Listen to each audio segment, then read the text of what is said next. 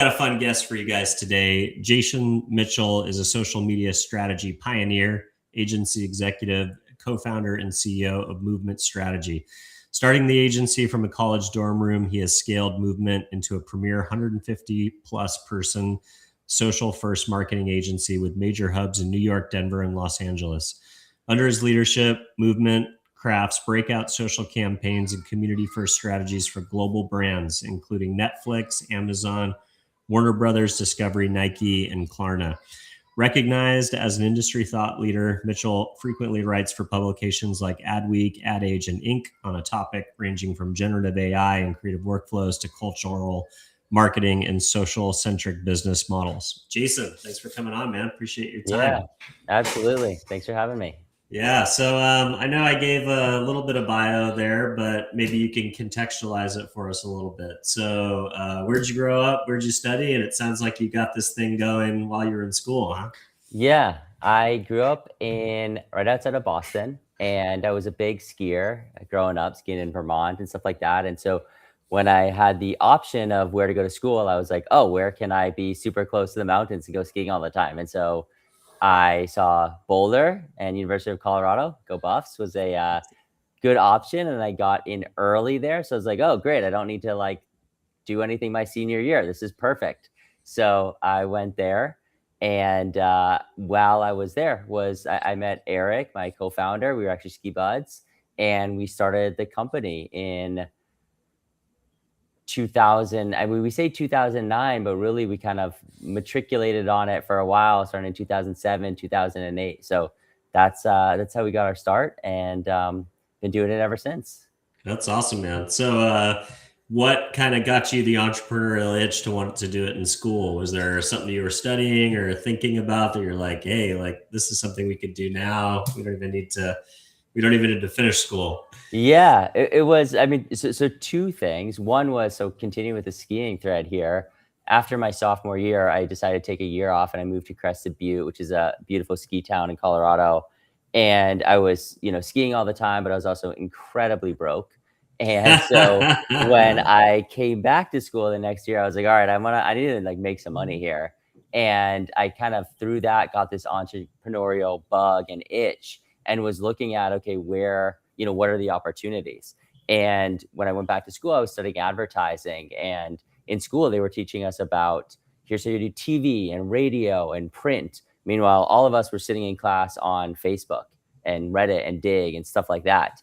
And so it felt like at the time there was a disconnect between what they were teaching us about, and I think probably how, older people that wanted to reach, millennials at the time were doing their marketing. And so it was like, okay, maybe there's an opportunity to start a social media agency and teach these people how to reach us. And so that was sort of what led to the desire to want to do something entrepreneurial and make some money, and also what led us to saying, hey, we think social would be a really great place to do it.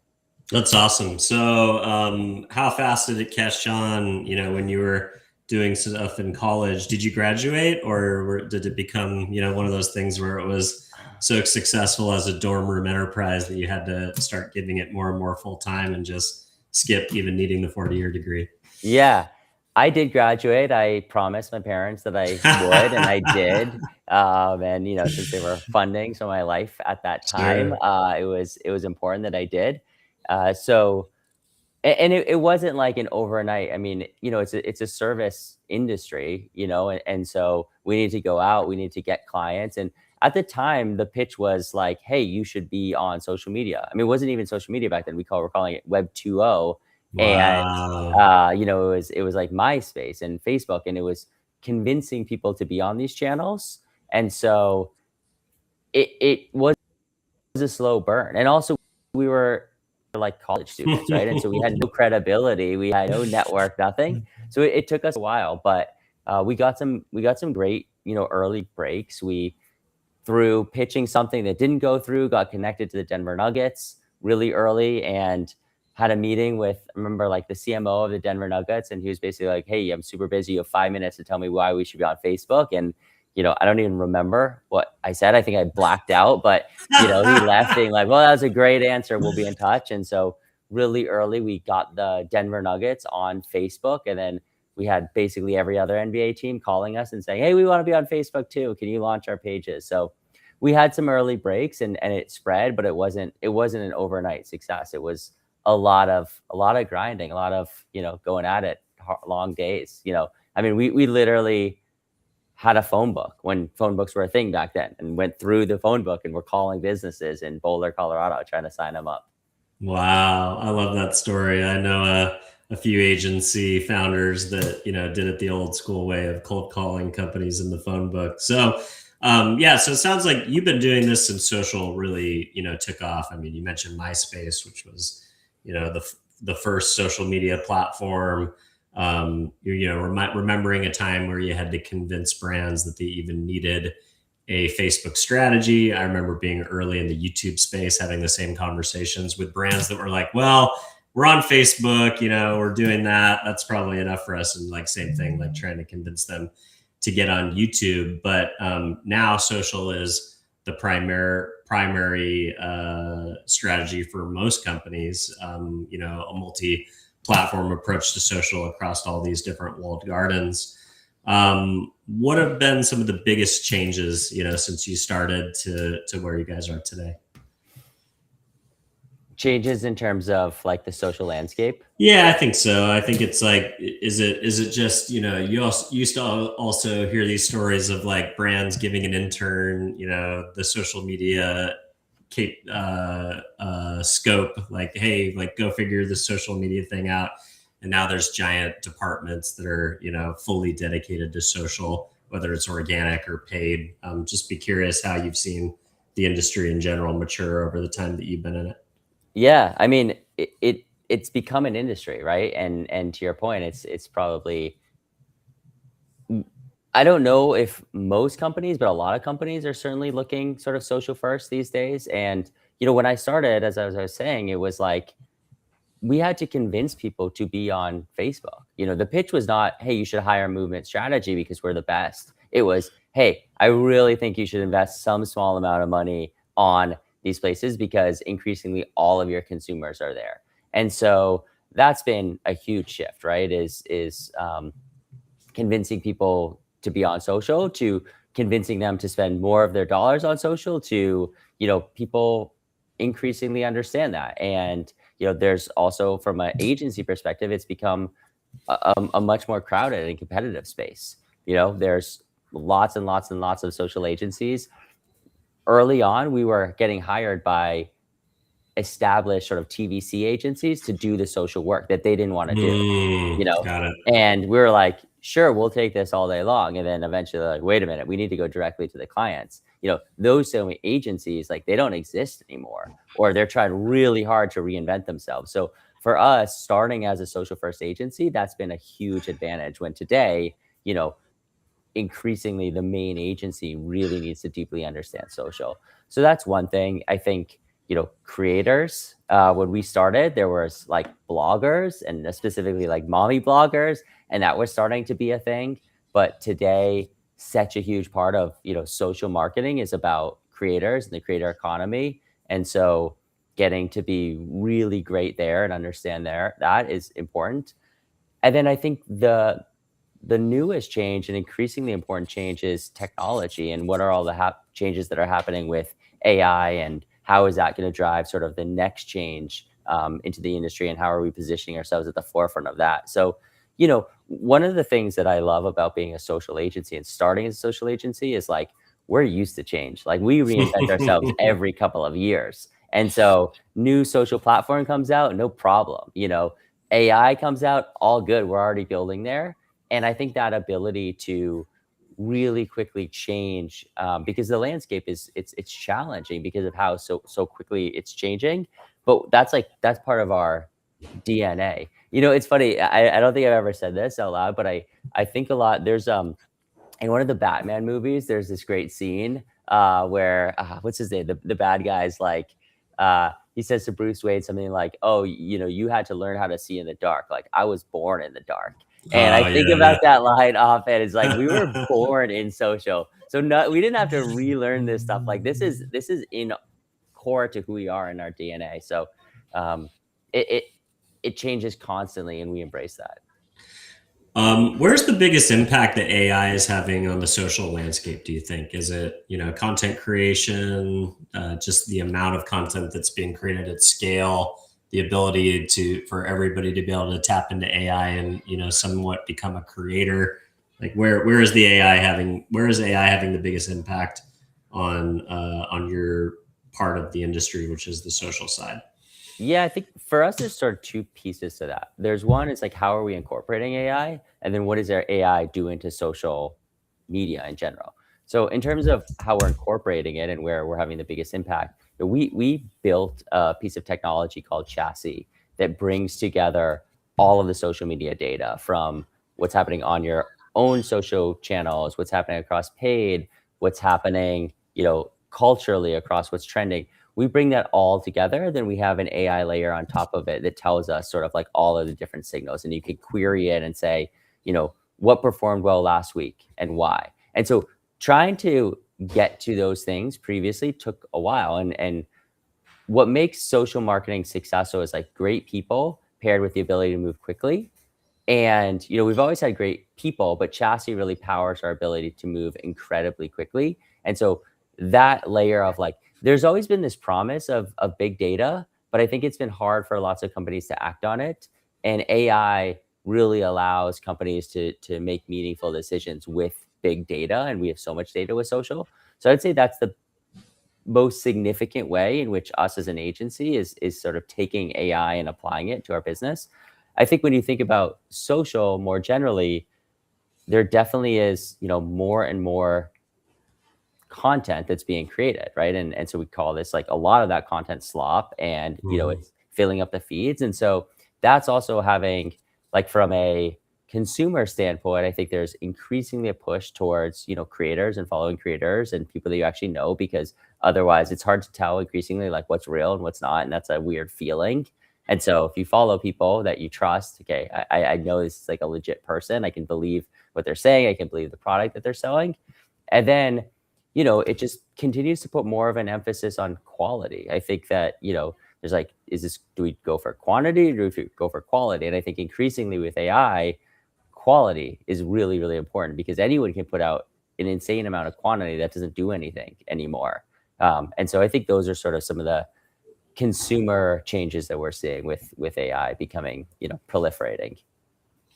I looked at a creator platform a couple days ago that I hadn't done an update with in a long time, and I was pretty impressed by how far the tools were leveraging AI from the perspective of like give it some feedback on what types of creators you like, talk about what creators and what size you want. It kind of gives you like this really nice order form and spits out exactly like how many creators you'll get, how many posts. What was really insightful is like once you had given it kind of signals on what type of talent you wanted, it would come back with basically analyze everything that was happening on social, give you like six briefs that were generated by AI, and then give you the suggestion of the one that would be most likely to be successful. And then if you clicked on that brief, it would implement almost like a shot list of like what they thought that the video should look like in vertical. I think about like trends and the idea that like every time somebody does something that's trending, 7,000 creators will copy it and do their version of it in, an hour. But how do you get to the insight that drives the trend? How do you be the person who puts the thing up that the 8,000 creators want to copy, that it's never been done before? If you're looking at the entire history of what's happening online and you're looking at all this data signals based on what's already happened versus trying to be the person to predict what will drive culture in the future. Yeah, it's a great question, and I think it kind of piggybacks on sort of the last thing. It's about like, how can you be an arbiter of taste? And Mm, that's just about like talent and finding really great people. And that's why it's like AI is great for a lot of things, but AI doesn't necessarily like have taste, right? It just is regurgitating sort of what it's seeing in lots of different places. And so for us, we think a lot about, AI is an amazing tool and it can get all of these signals, but it can't figure out which signal specifically, is a signal to lean into. And then what do you do with it? Right. most things that go viral are not because of some sort of AI platform like the one you described, with it being like, and now do this thing, because that's copying, or it's another take on lots of previous things, and so the way that we look at it is like, you want to have all of the data, you want to have all the signals, but then you need to have really great creatives and really great strategists that deeply understand internet culture and can sort of take those things and be like, what would be amazing is if we did this.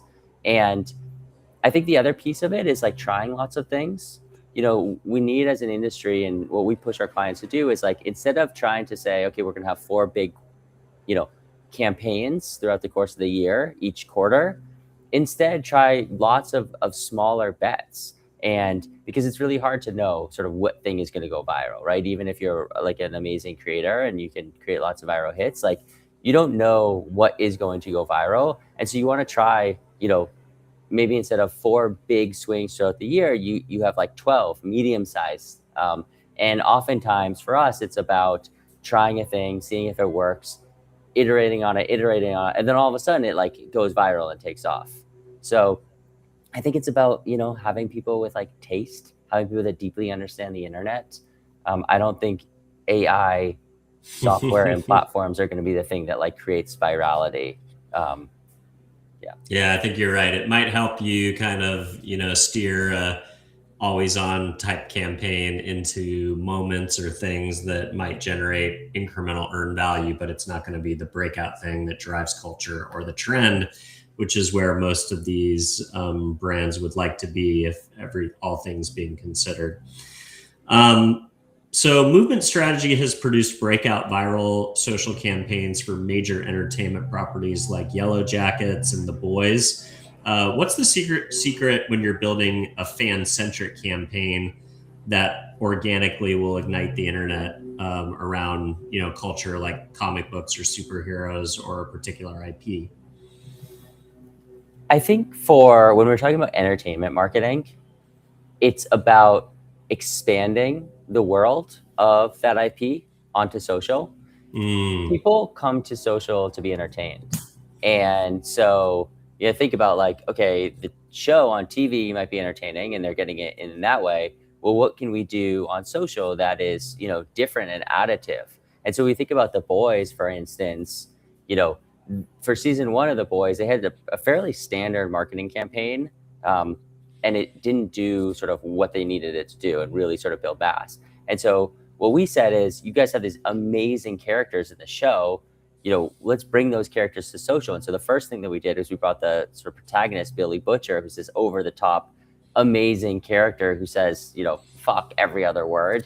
And we're like, we need to bring that to social. And what if Billy Butcher was running our social media channels? And so it was an extension to the show, and we could react to things happening in real time as if, Billy Butcher was seeing them. And so we did that, and it sort of caught fire. People loved it. It exploded the account. And we're like, okay, well, what if we brought other elements of the show? Like, so the main company is Vought. What if we created social profiles for Vought? And we sort of, had this like fictitious second, plot playing out on social to mirror what's happening in the show, to support it, but also to continue building the fandom through like, when we weren't in season. And so that's our approach for entertainment marketing, is like, don't just try to like be like, here's a trailer, here's, the key art, but what are you doing on social that's adding to sort of the lore of the show and continuing to entertain and expand that world? And that is what I found to be sort of the most effective form of entertainment marketing. Yeah, that's really smart. So you're essentially making the social experience immerse the fans deeper into the world, creating an engagement opportunity to kind of have another conversation, but also keeping people entertained between the weekly dropouts or the seasonal dropouts. It's a way to, stay engaged with the storyline and the characters. Yeah, exactly. Like, people love to like, role play. People love to like get involved. They want to be a part of it. Like, when you're just watching on TV, you can't be part of sort of The Boys or any show, right? Yeah, But on passive. social, it's passive, right? But on social, you can engage and they can engage back. And if it's done really well, then it increases like the fandom and the hype and, everything else. And so I think the best entertainment marketing does that really well. We've done it for so many shows. Another, like, one of my favorite examples is we did it for Looney Tunes, and we created a new Mm. character. We created like the Acme intern, which is an intern that Acme Corporation hired to break the internet. And then it was like all of the hilarity that ensued, when they did that. And so it allowed us to, like, you know, Looney Tunes at the time, they weren't putting out new shows, they didn't have movies, but like, how do we continue to build that IP in a fresh way and sort of get people that have kids that watch Looney Tunes when they're growing up, like, back in and watching it on HBO Max? And it's like, let's expand it and make it really entertaining on social by sort of building a new dimension. And that was really successful. So that's a playbook that we've like done many, many times, and it really works well. I'd be curious what you did for Yellow Jackets. That was the first show that I've ever watched that I had to stop watching because it was too scary and too creepy. But such a great show. I really wish I could continue to watch it, but I'm just like, horror movies, I don't usually participate, and it just got too gnarly for me. But I'd be curious, what do you guys do, with something like that that might be a little bit more scary and not appropriate for all ages? Yeah, I mean, we weren't trying to market to all ages, right? We were trying to Yeah, market to, like, um, parents, yeah, obviously. yeah, parents and young adults. Mm. And that show, I mean, we were the lead social agency, and so we created, we launched them on social. We created all of the content. We had a big sort of influencer campaign to support it.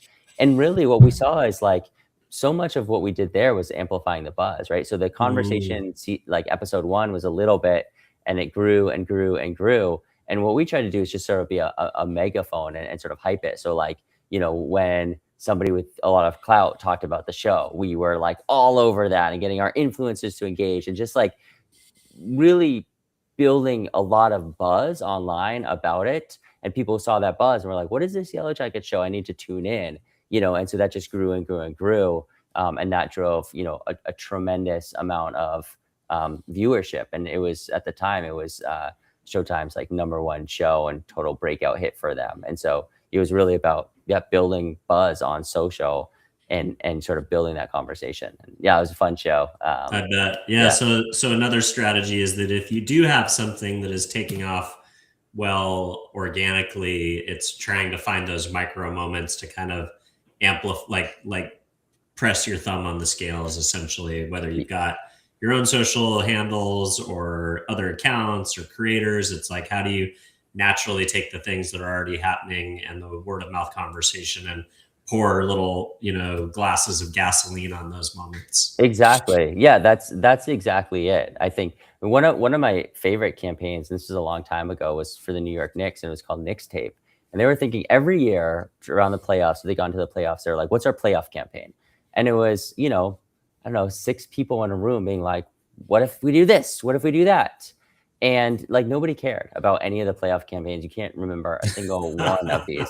But at the time, fans were doing this thing called Knicks Tape, because one of the players on social said like, like Knicks, like, instead of mixtape, it was Knicks Tape.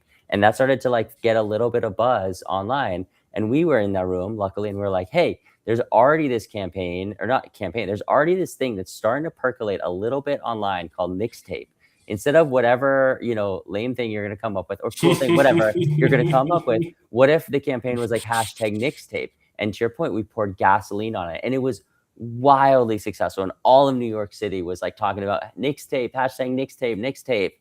And so we really believe in this idea of using social listening to see what is bubbling up, what is sort of happening a little bit online that people like. And then, yeah, how do we pour gasoline, i.e., like our marketing dollars and effort and, all the levers that we can pull to really lean into that. And that, I believe, is such a better strategy most of the time than trying to, invent something totally new.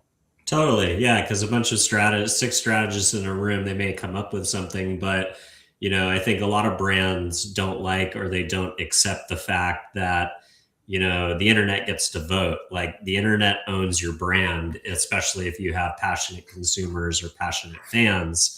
I don't know. We talked a little bit about how you and the CEO of my last agency were friends off camera. And we used to run a lot of influencer campaigns for Stellantis, but specifically Jeep.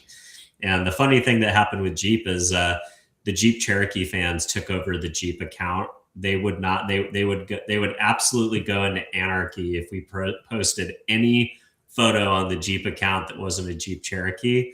So we had to create all new social profiles for Jeep Compass, Jeep Wrangler, these other verticals of Jeep, and the at Jeep profile just had to be like the Cherokee, crazy people basically. And Yeah. that's okay. Like maybe that isn't the way that Jeep would have wanted to roll out their social strategy, but they have such passionate, the Jeep Wrangler community is just so passionate that, they needed a centralized kind of ecosystem to hang out and have their content in their community. And the Jeep handle was where they chose that was going to happen. So Yeah, that's amazing. And I think we talked about flexibility and things changing. And I think it's different because for a long time, marketing was rigid, right? You plan things a year out and it was like, this is our Q1 campaign, Q2, whatever. But social and the internet today just doesn't work that way. And so I very much think the best marketers are able to be adaptive, to see something like that happening and then say, you know what, like this is what at Jeep is now going to be, for the Cherokee community. And that's amazing. And, I don't know how far they took it, but they could have probably taken it really far, right? And had a lot of fun with it. So totally. All right. You built Movement Strategy from a scrappy dorm room startup into an agency managing social for brands like Netflix and Amazon. What was the hardest operational leap in scaling that team without losing your creative edge, expanding out of Denver and going into major markets like New York and LA? When you hit about 100 people, it's an inflection point. So today we're about 185 people. And so when you talk about operations, a lot of the things that work to scale to a company of, 100 people maybe it's like around 70 or so people, it starts to break down. And so we had to go out and find really amazing people that had done this successfully in other places. And so we went out, we found an amazing advisor who built 1,000-person company, and she came and helped us. We brought in Lee, who had, as our chief creative officer, she had been at some really large agencies, sort of leading big teams. And so it was sort of going, I don't know if it's an interesting answer or not, but maybe for other agency leaders who have growing agencies. But once you get to about that size, everything sort of breaks down. And so we've had to rebuild. And I think what, again, has been easier for us is we just have in our DNA this ability to rebuild. And so it's fine. So we just did. I think another thing for us, operationalizing an ability to move quickly across lots of different clients, and especially clients that are, really large multinational clients that have a lot of sort of things that, processes and decision makers and things is challenging. And so trying to figure out, well, how can you fit within the parameters that sort of an enterprise level brand needs, but also see a trend and move really quickly and react to it? And how do you do that across lots of different teams, across time zones? And so scaling to a place where we can do that, it has been really challenging, but we've figured it out, and now we're sort of on our next chapter of growth. So a big topic within social, at least for a while, was kind of cause marketing and how that leans in or takes place on social. You wrote for Inc. 10 questions brands must ask before posting about social causes. How should brand navigate corporate activism without coming across as performative or insincere? It's just got to be core to who they are.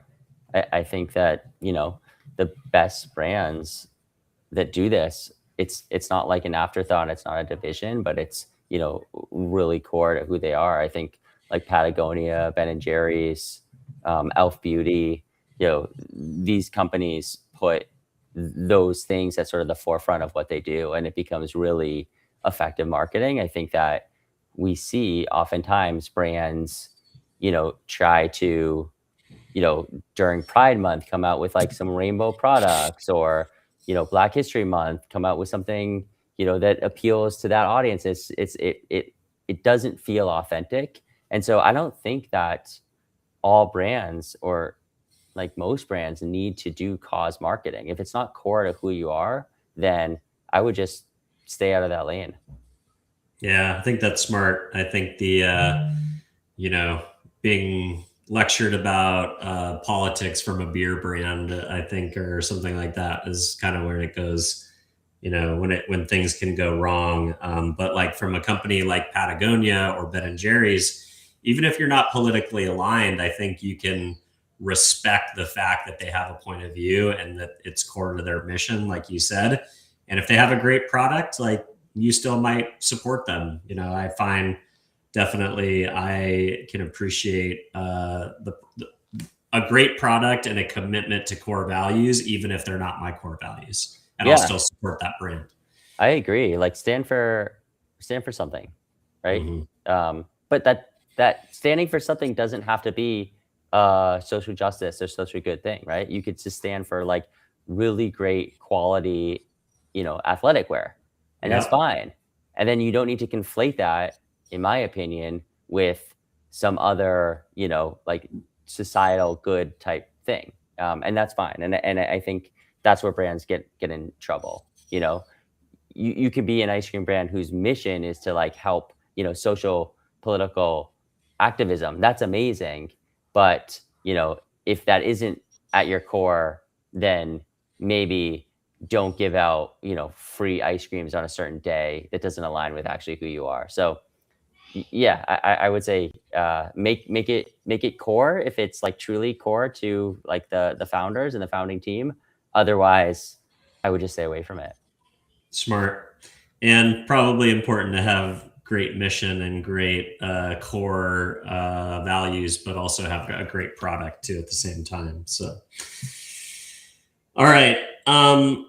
Follower counts and surface impressions mean less than ever. We see ourselves moving away from this economy of followers to, an algorithm based economy where, someone with one follower or 10,000 or 10 million could theoretically reach similar numbers around a particular piece of content, getting out there in the vertical video feeds.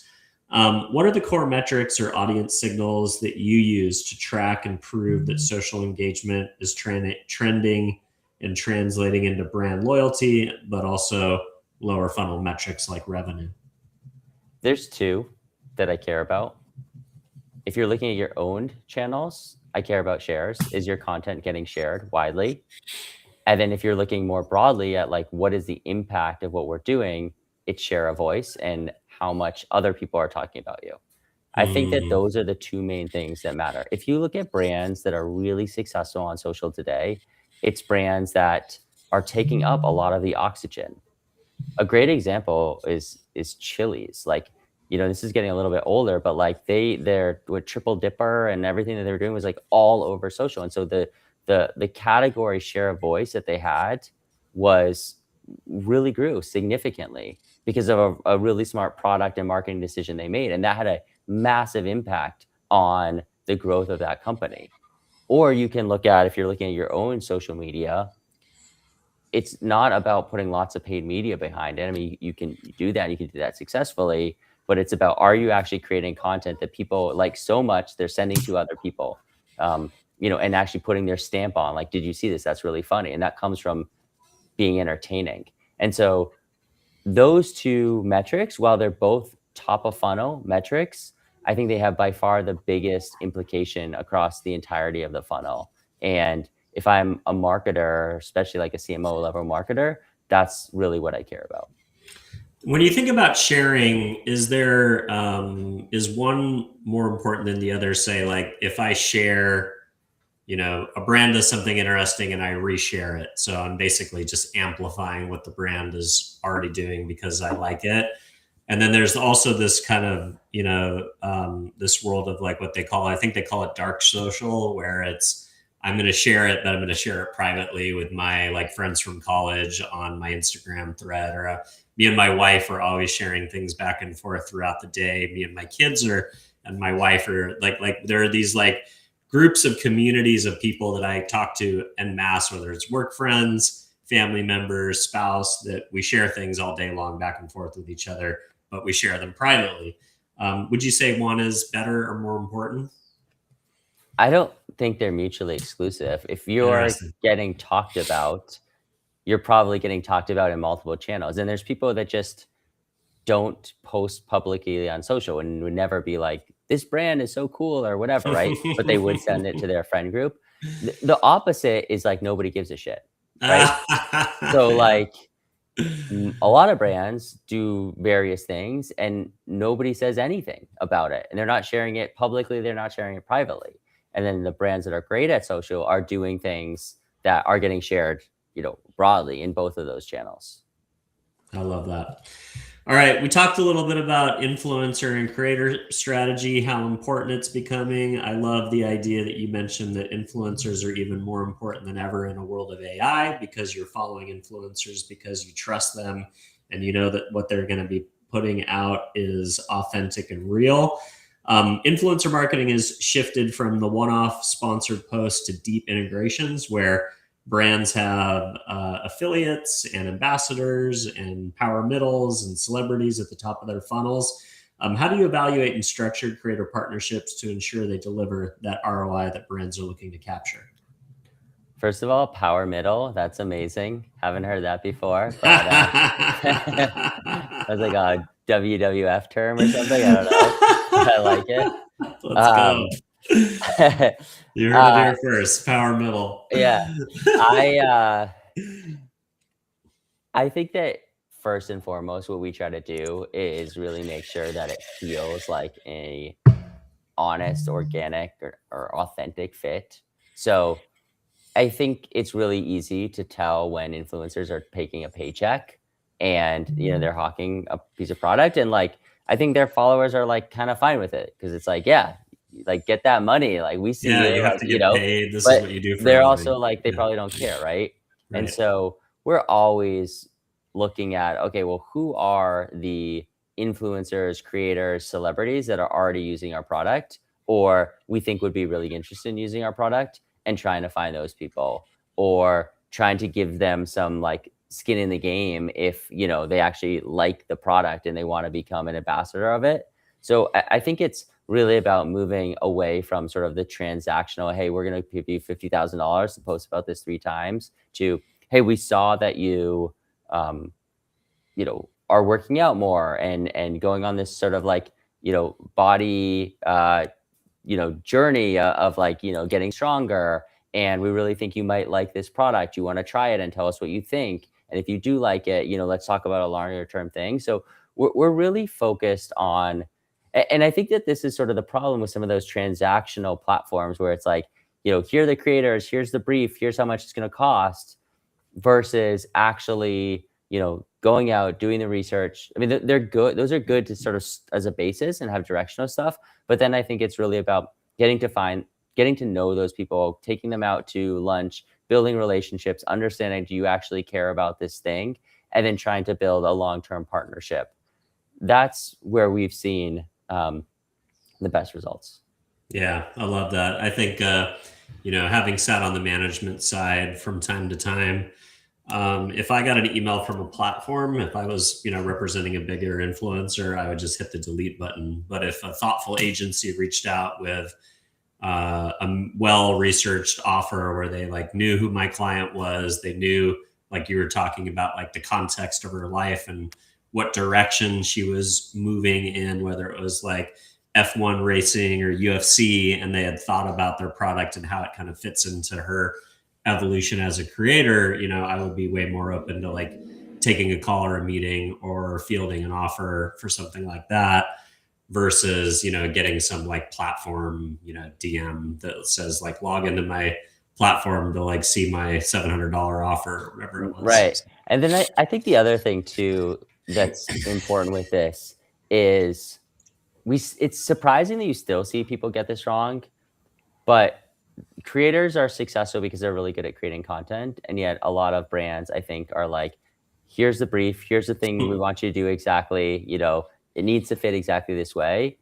And then that content, it's like not going to be what made that creator successful in the first place, and it's probably not going to perform. And then the brand's going to be like, why are the engagement numbers so low on this thing? And so we see creators as like creative directors, and to give them some direction and maybe some guardrails, but at the end of the day, really giving them the autonomy to say, okay, cool, go out and create really amazing content that your followers are going to like. And when we do that and we have clients and brands that understand that approach, it just the return on that investment is so much greater. Yeah, the idea of creators know what's going to resonate with their audience best, I think, is still very present. Maybe it's a little bit different if they're just creating, UGC for your own channel, but if it's going to go on their channels, chances are they probably are going to know better than you and what's going to resonate. Yeah, I mean, they're like the real professionals, right? They do it every single day to, and they've had proven success. With TikTok, Instagram Reels, and emerging channels constantly altering their algorithms, how do you build an agile creative team that can quickly adapt to change without getting burned out on how fast all these things are moving? I sort of like talked about this a few times. It's about like this is like who we are. This is in our DNA. Yeah. Like, Mm-hmm. we are, so like the only constant is change. And if you are not going to be, listening to, the videos that Instagram comes out about, like when they talk about these are the changes to the platforms, and like this is not the right industry for you. Yeah, the people that work at Movement, they care deeply about like, what is the new platform? What is the new feature? Like there's so much buzz in our Slack when like there's a new like feature that happens on these platforms. And so it's about getting people that like care about that are excited about that they want to roll with it. And then it's about having technology to empower them to really move quickly. But this is not an industry where you can like create a processy and then just like replicate that processy, because by the time you've like documented that processy and trained everyone on it, all of a sudden reels have changed and now you can no longer do X, Y, and Z. And so it's a lot of like really needing agile social native people that are just excited about it. Have you spent much time trying to train like AI agents? And does that make it difficult to, if you have, does that make it difficult even to try that because of how fast things change? It's like almost like as soon as you have a SOP, which is basically how you train AI agents now, those things become out of date very fast. No, we haven't found that. So we do train AI agents. We have this technology called Chassis, and we have agents that every day are browsing social, and they're actually flagging to us changes in the algorithm. Interesting. So they're Okay. saying, hey, we're seeing these things are now getting favored by the algorithm, and they're then using that to adjust sort of what their understanding is about, whatever social platform it is. So That's crazy. we're very much on the forefront of every day deploying. I think right now it's probably hundreds of agents to go out to browse social, to understand sort of what's happening within our client's category, report back on what are the trends, what's happening algorithmically with changes, what are the opportunities. And that comes into our team in emails and Slacks, and the whole nexus then of information that the AI has that our team can then chat with is understands like, hey, based on these platform changes, this content is likely to perform. It's a brave new world. Well, Yeah. I hate to ask you to make predictions because it's moving so fast, but if you look ahead 3 to 5 years, how will conversational AI, niche community platforms, and chasing user behaviors reshape how brands communicate on social? I don't know. Yep, none of us do, I think, huh? Yeah, I mean, I think that's the beauty of it. Like nobody Mhm. can look 3 to 5 years into the future and really understand sort of where social is gonna be. And so I think it's about understanding where it's headed and how you're at the forefront and how you're leading clients to be sort of at the forefront. And so, we try to be a year ahead of everyone else, right? And so we are a year ahead in terms of our adoption of sort of really sort of we're building sort of the most cutting edge AI, social tools. we are far ahead in terms of how we're staffing teams and thinking about how do you build a ton of agility for an enterprise level client. So for us, it's about if we can stay a year ahead, that's really good. But we have I mean, think about it. Like we didn't know, was TikTok going to be around in the US or not? And that's like the most sort of leading social network in terms of, what's driving trends and user behavior and stuff. And so it's just such a dynamic industry. And so I think it really is about building in that ability to be constantly changing and reinventing yourself. So you don't need to know what is 3 to 5 years out going to look like. Whatever it is, we're going to be ready for it. Yeah, being prepared is the most important thing, I suppose. Exactly. I love it. Well, Jason, I'm excited to have met you. I had heard great things about you, and this was a really informative conversation. I appreciate you spending some time with the audience today. If folks want to continue to follow along with your thought leadership or get in touch with the agency, where do you want to send people to say hi? Yeah, check out Movement Strategy, check out our website, check us out on LinkedIn, and reach out to us. Awesome. Well, thanks again for spending some time with us today.